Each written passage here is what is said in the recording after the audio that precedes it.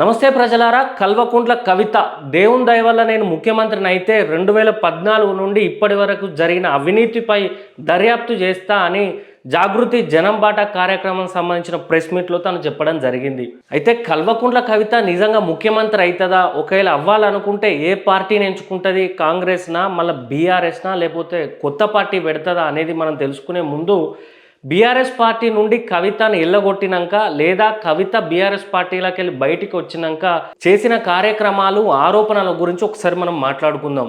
2025 స్టార్టింగ్లో తను జైల్లోకి వెళ్ళి బయటకు వచ్చినప్పటి నుండే బీఆర్ఎస్ వాళ్ళు ఎవరు నన్ను సపోర్ట్ చేయలేదు, పార్టీ నాకు ఏ విధంగా సపోర్ట్ చేయలేదని చెప్పి స్టార్ట్ చేస్తూ మెల్లమెల్లగా అది విషయం ముదురుతున్న కొద్దీ తను కేసీఆర్కు రాసిన లేఖను బహిర్గతం చేసిందని చెప్పి ఇద్దరు దయ్యాలు ఉన్నారు కేసీఆర్ చుట్టూ, ఒక కోటరీలాగా ఫామ్ అయి కేసీఆర్ను డీఫేమ్ చేస్తున్నారు, పార్టీని బలహీనం చేస్తున్నారని స్టార్ట్ చేసింది. కాలక్రమేణా దయ్యాల పేర్లు కూడా చెప్పింది. జోగినపల్లి సంతోష్, హరీష్ రావే దయ్యాలు, కేసీఆర్ చుట్టూ వీళ్ళే ఉన్నారు, కాళేశ్వరం అవినీతిలో మచ్చలేని మహానాయకుడు మా కేసీఆర్, మా నాన్నను ఇరికిచ్చేది వీళ్ళిద్దరే, ఆ కాళేశ్వరంలో కుంభకోణం చేసిళ్ళు అని చెప్పి స్టార్ట్ చేసిన తన ప్రస్థానం ఇప్పటి వరకు చాలా మంది ఎమ్మెల్యేలు మంత్రుల మీద తను ఆరోపణలు చేస్తూ ఉన్నది. అవి నిజాలే కొంతవరకు. ఇక తర్వాత తన ఎమ్మెల్సీ పదవికి రాజీనామా చేసినట్టు ఒక లేఖ రాయడం, బీఆర్ఎస్ పార్టీ నుండి బయటికి రావడం మనందరికీ తెలిసిందే.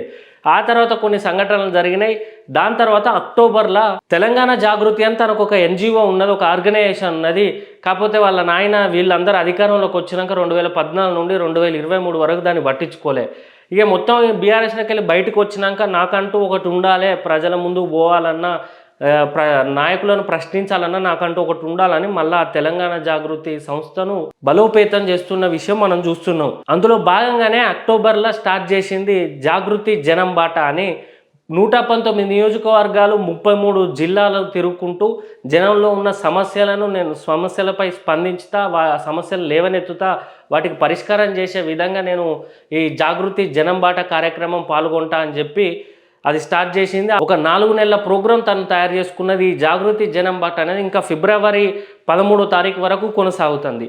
అయితే ఇందులో భాగంగా ఇక తను ఎంపీగా చేసిన నిజామాబాద్ గడ్డ మించెల్లి, అదే వాళ్ళ అత్తగారి డిస్టిక్ కూడా అదే, అక్కడ నుండి తను ఈ జాగృతి జనం బాట కార్యక్రమం మొదలుపెట్టింది.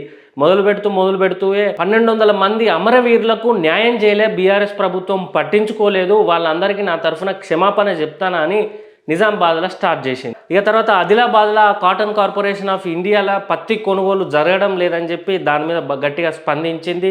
ఇంకా అక్కడ లోకల్ సమస్యల మీద కూడా స్పందించింది. ఇక ఆ తర్వాత నల్గొండ పోయింది. మాజీ మంత్రి జగదీశ్వర్ రెడ్డిని గట్టిగా వేసుకున్నది. బీఆర్ఎస్ పార్టీ బలహీనం కావడానికి కారణం జగదీశ్వర్ రెడ్డి వల్ల పావులో ఉపయోగం లేదని పాపం ఆయన మీద దుమ్మెత్తిపోసింది. ఇక అట్లా అన్ని కవర్ చేస్తూ మెడ్చల్ మల్కాజ్గిరిలో జవహర్ నగర్ ల్యాండ్ ఇష్యూ సంబంధించి మాట్లాడి మల్లారెడ్డి మీద దుమ్మెత్తిపోసింది. పాలమ్మినా పూలమ్మినా అని చెప్పి 1000 ఎకరాలు కబ్జా చేసి ఆస్తులు 1000 కోట్ల ఆస్తులు సంపాదించడు మల్లారెడ్డి అని అందరికీ తెలిసిన నిజాన్ని మరోసారి తెర మీదకి తీసుకొని వచ్చింది ఈ జగదీశ్వర్ రెడ్డి. ఆ తర్వాత మల్లారెడ్డి, ఆ తర్వాత నిరంజన్ రెడ్డిని పట్టుకున్నది. కేసీఆర్కు ఎంతో నమ్మకమైన మనిషి నిరంజన్ రెడ్డి. 32 ఎకరాలు ఆ నిరంజన్ రెడ్డి ఏ విధంగా దోసుకున్నాడో అది ఒక ప్రెస్ మీట్ పెట్టి చెప్పింది. అట్లే కృష్ణానదికి సంబంధించిన ఒక కాల్వ మధ్యలోనే ఆయన కబ్జా చేసి 3 ఫామ్ హౌస్లు కట్టుకున్న విషయం, ఇంక ఇట్లా చాలా విషయాలు నిరంజన్ రెడ్డి మీద కూడా చెప్పింది. అదేవిధంగా కూకట్పల్లి ఎమ్మెల్యే మాధవరం కృష్ణారావుకు సంబంధించిన వ్యక్తులు ప్రణవ్కు సంబంధించిన రియల్ ఎస్టేట్ దందా గురించి కూడా రీసెంట్గా బయట పెట్టడం జరిగింది. 9 ఎకరాలు ఉండే చెరువు దాన్ని కబ్జా చేసి ఇప్పుడు 5 ఎకరాలకే తీసుకొచ్చిల్లట. కబ్జా చేసిన దాంట్లోనే ప్రణవ్ విల్లాస్కు సంబంధించిన కబ్జా ఆమె లేవనెత్తింది. అది కేటీఆర్ మంత్రిగా ఉన్నప్పుడే, ఎలక్షన్ల ముందే 2 రోజులైతే ఎలక్షన్ ఉన్నప్పుడే అభివృద్ధి పేరు మీద గవర్నమెంట్ జాగాను కమర్షియల్ చేసిందట. దాని వెనుకున్న ఒప్పందం ఏంటిది, ఎలక్షన్లకు వాళ్ళు ఏ విధంగా సహాయపడ్డారు అనే విషయం కూడా చేసి కేటీఆర్ గురించి కూడా తను చెప్పడం జరిగింది. జాగృతి జనం బాట కార్యక్రమంలో 6 వారాలే గడిచినాయి. అందులో ఇంతమంది ఎమ్మెల్యేలు మంత్రులకు సంబంధించి తను ఆరోపణలు కాదు నిజాలే బయటికి చెప్పింది, కక్కింది. ఇంకా ఈ జాగృతి జనం బాట అనేది ఫిబ్రవరి 13వ తారీఖు వరకు ఉంటుంది. ఇంకా ఎంతమంది ఎమ్మెల్యేలు, ఎంతమంది మంత్రులు, ముఖ్యంగా బీఆర్ఎస్ వాళ్ళ మీద ఉన్న నిజాలు వాస్తవాలు బయటికి ప్రజలకు చెప్తుంది అనేది మనం వెయిట్ చేసి చూడాలి. అయితే హరీష్ రావు దగ్గర, జోగినపల్లి సంతోష్ రావు దగ్గర స్టార్ట్ అయిన వ్యవహారం నిరంజన్ రెడ్డి, మల్లారెడ్డి, జగదీశ్వర్ రెడ్డి, కృష్ణారావు, కేటీఆర్ ఇక వీళ్ళందరూ ఓన్లీ ముఖ్యంగా బీఆర్ఎస్ నాయకులను, బీఆర్ఎస్ మాజీ మంత్రులు, ఎమ్మెల్యేలు ఎవరెవరైతే బీఆర్ఎస్ పార్టీలో బాగా అవినీతి చేసిల్లో వాళ్ళందరి పేర్లు చెప్పడం జరుగుతుంది. ఇక అందులో భాగంగానే రేవంత్ రెడ్డి కాంగ్రెస్ ప్రభుత్వాన్ని అప్పుడప్పుడు టచ్ చేస్తూ ఉంటుంది. అయితే పాపం అమాయకమైన ప్రజలు ఏమనుకుంటారంటే ఇంట్లోకి వెళ్ళి ఎల్లగొట్టినా, కుటుంబంలోకి వెళ్ళి ఎల్లగొట్టి, పార్టీలకు వెళ్ళి ఎల్లగొట్టినా కూడా ప్రజల మీద, ప్రజల సమస్యల మీద స్పందించడానికి వచ్చింది మా కవితక్క. ఈ జాగృతి జనం బాట మీద, ప్రజా సమస్యల మీద పోరాడుతూ ఉంది కవితక్క అని చాలా మంది అమాయకమైన ప్రజలు అనుకుంటారు.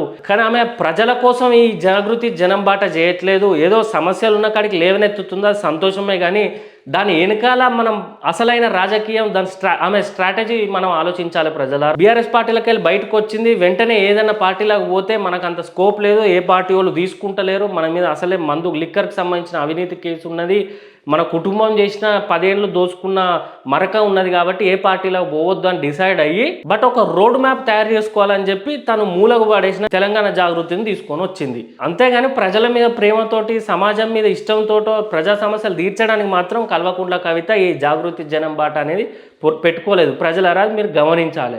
అయితే ఎప్పుడు కొత్త పొలిటికల్ పార్టీ గురించి కానీ, తన మనసులో దాగి ఉన్న ముఖ్యమంత్రి పీఠం గురించి కానీ ప్రస్తావించలే.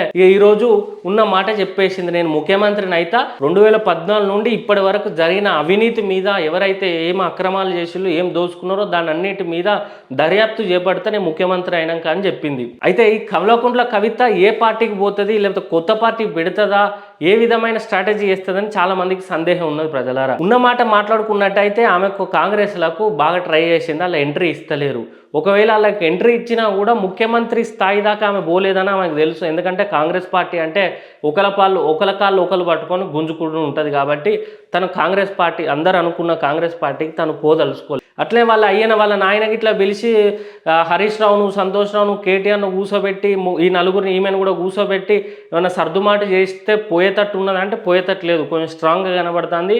అండ్ పోయేటట్టు ఉండేది ఉంటే ఇంత ఘాటు వాక్యాలు మాజీ మంత్రుల మీద, ఎమ్మెల్యేల మీద చేసేది కాదు. ఇక బీజేపీ పార్టీకి అయితే ఆమె బోధు పోయిన వాళ్ళు తీసుకోరు. ఎందుకంటే ఆమె చేసిన ఆ లిక్కర్ స్కామ్కి సంబంధించి బీజేపీ పార్టీయే జైలు లేపించింది. కాబట్టి ఆ బీజేపీ పార్టీ మీద ఆమెకు బాగా గ్రడ్జ్ ఉన్నది, శత్రుత్వం ఉన్నది. అసలు ఈమె ముఖ్యమంత్రి అయిదాం అనుకున్నది కూడా వీళ్ళ అన్నదమ్ములు, బాబా, మమ్మరుదులు అందరి మీద గ్రడ్జుతోటే ముఖ్యమంత్రి అయిదాం అనుకుంటాను. ప్రజలకు సేవ చేయడానికి అయితే కాదని మన తెలంగాణ సమాజం అర్థం చేసుకోవాలి. అయితే ఈ పరిణామాలను ఇట్లుండగా తను ఒకటి ఫిక్స్ అయింది, ఇప్పుడే పార్టీని ప్రకటించొద్దు, పార్టీని ప్రకటిస్తే డిజాల్వ్ చేస్తారు. కాబట్టి తెలంగాణ జాగృతిని యూజ్ చేసుకొని మనం ప్రజలలోకి పోదాం, గ్రౌండ్ రిపోర్ట్ ఏందో కనుక్కుందాం, ప్రజల దగ్గర అసంతృప్తి ఎట్లుందో కనుక్కుందాం. ఆ తర్వాత ఫిబ్రవరి 13వ తారీఖు నాడు ఈ జనం బాటకు సంబంధించిన కార్యక్రమం అయిపోయినాక ఫిబ్రవరి 14వ తారీఖు ప్రెస్ మీట్ పెట్టి, ఫిబ్రవరిలో లేకపోతే మార్చిలో ప్రెస్ మీట్ పెట్టి తన కొత్త పార్టీని అనౌన్స్ చేసేటట్టు ఉన్నది. ప్రజలారా దీనికి బ్యాక్గ్రౌండ్ వర్క్ కూడా మొత్తం తను ఫినిష్ చేసుకుంటుంది. అయితే కొత్త పార్టీ పెట్టుకున్నాక క్యాడర్ కావడానికి కోసం మాత్రమే ఇప్పుడు తెలంగాణ జాగృతిని, ఆ సంస్థను వాడుకుంటుంది. ఏపోతే ముఖ్యమంత్రి అయిదామని ఫిక్స్ అయింది, ముఖ్యమంత్రి కావాలంటే ఒక పార్టీ ఉండాలి. ఏ పార్టీలో పోయినా నన్ను తీసుకుంటలేరు, బీఆర్ఎస్ వాళ్ళు కుట్ర కుతంత్రాలు చేస్తారు, కాంగ్రెస్ వాళ్ళు దగ్గర తీస్తలేరు, బీజేపీ వాళ్ళకు నాకు పడదు, కాబట్టి కొత్త పార్టీ పెడతాను ఫిక్స్ అయింది. తను ముఖ్యమంత్రి కావడం కోసం ఆ పార్టీ రిజిస్ట్రేషన్ కార్యక్రమాలు జరుగుతున్నాయి. అయితే ఈమె ముఖ్యమంత్రి అవుతుందా అని మాట్లాడుకుంటే ప్రజలారా, జయలలిత లాగా, మమతా బెనర్జీ లాగా చాలా రెబల్గా ఉంటా, నేను ఖచ్చితంగా పోరాటం చేసి ముఖ్యమంత్రి అవుతా అని చెప్పి తను ఆశపడడం తప్పేం లేదు. కాకపోతే ముఖ్యమంత్రి దేనికోసం అవుతాను, మీ కుటుంబం ఈ తెలంగాణ ప్రజల రక్తం పీల్చుకొని తిన్న సాలదా అని మేము విద్యార్థుల రాజకీయ పార్టీ తరఫున ముఖ్యమంత్రి అవుతా అనుకున్న కల్వకుంట్ల కవితకు చెప్తున్నాం. నీ ఇంట్లో నువ్వు లొల్లి పెట్టుకొని నీ పార్టీ వాళ్ళతో నీకు బడక బయటకు వచ్చి వాళ్ళ మీద కక్షతోటి నువ్వు ముఖ్యమంత్రి అయితే తెలంగాణ ప్రజలకు, తెలంగాణ గడ్డకు ఉపయోగం ఏమన్నా ఉన్నదా? మీ నాయన ముఖ్యమంత్రి ఉన్న 10 ఏళ్ళు గుర్తుకు రాని ప్రజలు, సమాజం వాళ్ళ సమస్యల మీద ఇప్పుడు ఎందుకు పోరాటం చేస్తాను? అనుభూతి కోసం. కల్వకుంట్ల కవిత గేమ్స్ మామూలుగా ఉండే. ప్రజలారా మీరు అర్థం చేసుకోవాలి.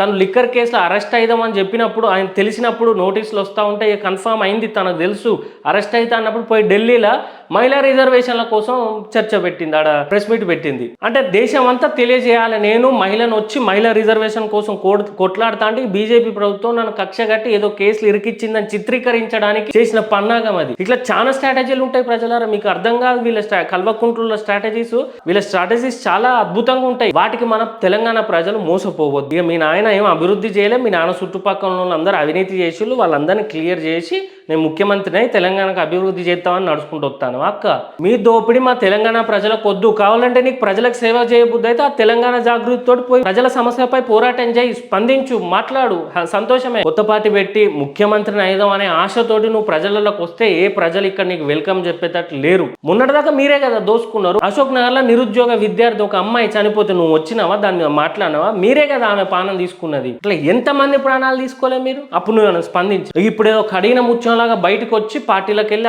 ఆ బురదకు నాకేం సంబంధం లేదు, ఇప్పుడు నేను కొత్త బురద పెడతానని చెప్తున్నావా? నీకు వెల్కమ్ చెప్పడానికి తెలంగాణ ప్రజలు, తెలంగాణ సమాజం వేచి చూస్తలేదు. కాబట్టి నీకు సేవ చేయబుద్ధి అయితే తెలంగాణ జాగృతి పేరు మీద చేయి, సంతోషమే. పార్టీ పెట్టుకునే ముఖ్యమంత్రిని అయితే అని మాత్రం ఆశపడక కల్వకుంట్ల కవిత. ఒకవేళ నీకు గట్టి ఆశ ఉంటే తెలంగాణ సమాజం ముందు నిజంగా నువ్వు కడిగిన ముత్యమై బయటకు వచ్చి అప్పుడు పార్టీ పెట్టుకొని ముఖ్యమంత్రి అవడానికి ప్రయత్నం చేయి. ఏ విధంగా అంటే నువ్వు తెలంగాణ జాగృతి పెట్టి బతుకమ్మ కోసం ఫండ్స్ వసూలు చేసినప్పటి నుండి మొన్న మీ నాయన దిగిపోయే వరకు ఈ 15-16 సంవత్సరాల సమయం నువ్వు దోచుకున్న ఆస్తులంతా బహిర్గతం చేయి, ప్రభుత్వానికి రాసి నీ పేరు మీద మీ ఆయన పేరు మీద ఉన్న 1000 కోట్ల ఆస్తుల్ని బయటికి తీసుకురా. హైదరాబాద్ ఉన్న ప్రతి పెద్ద పెద్ద కమర్షియల్ బిల్డింగ్లలో నీ షేర్ ఉన్నది కదా, ఫ్లోర్లు రాపించుకున్నావు కదా, అవన్నీ బయటికి తీసుకురా, ప్రజలకు చెప్పు. అట్లా లిక్కర్ కేసు కూడా క్లోజ్ చేసుకొని మొత్తం కడిగిన ముత్యంలా ఇగో నేను అక్రమాలు చేసిన ఆస్తులు 1000 కోట్లు ఇవన్నీ మీకు ప్రజలకు ఇచ్చేస్తానా, నా మీద కేసులు గీసులు ఏం లేవు, కాబట్టి నేను కొత్త పార్టీ పెట్టుకొని నిజంగా ప్రజల ముందుకు వస్తానా, మీకు నమ్మకం ఉంటే నన్ను ఎమ్మెల్యేని చేయండి, నా అదృష్టం మంచి ముఖ్యమంత్రిని అయితా అని చెప్పి ప్రజలకు చెప్పి అప్పుడు కడిగిన ముత్యం లాగా ఇవన్నీ చేసి నువ్వు చేసిన అక్రమాలను ప్రజల ముందు పెట్టి అప్పుడు నిన్ను ప్రజలు నమ్ముతారు, మేము కూడా స్వాగతిస్తాం. 1000 కోట్ల ఆస్తులు దోసుకొని ఏం చేయాలనో తెలియక ప్రజలకు సేవ చేస్తా అని తిరుగుతానవా? ప్రజలరా ప్రతి నెల 30-40 కోట్ల రెంట్ అంటారా, లీజ్ అంటారా, అవి ఈమెకు వస్తాయి. ప్రజలరా అంత ఆస్తులు ఉన్నాయి ఈమెకు. అవన్నీ పక్కన పెట్టి కడిగిన ముత్యంలాగా ప్రజల ముందుకు వచ్చినప్పుడే నిన్ను యాక్సెప్ట్ చేస్తారు ఈ తెలంగాణ సమాజం. అప్పటివరకు నువ్వు ముఖ్యమంత్రి పదవి గురించి కాదు, ఎమ్మెల్యే సీటు గురించి కూడా ఆలోచించొద్దని విద్యార్థుల రాజకీయ పార్టీ తరఫున తెలియజేస్తూ జై తెలంగాణ, జై వీఆర్పీ.